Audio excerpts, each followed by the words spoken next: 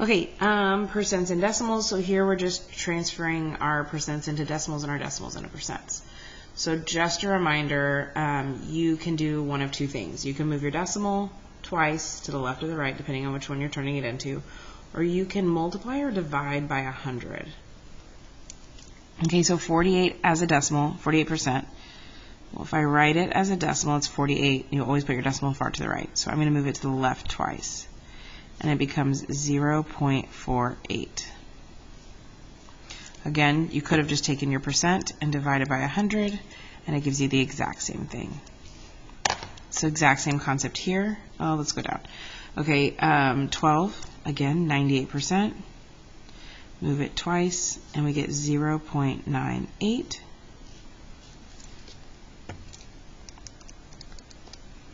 0.98. Okay, now what is 60% as 6.60 as a percent? So now we do the opposite. Instead of dividing by 100, we multiply or we move our decimal to the right twice. So write 1, 2, and I get 60%.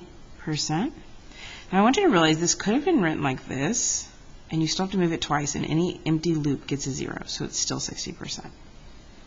Okay, so again, 0.6 times 100, 60. Back to a decimal. So 5%, move it twice. Again, any empty loop gets a 0, and this is what we get. Now you could have done 5 divided by 100, and you get the exact same thing. Okay, what is 0.01 as a percent? We move it to the right twice, and we get 1%, or 0.01 times 100, same thing. So move it to the right twice, and we get 34%.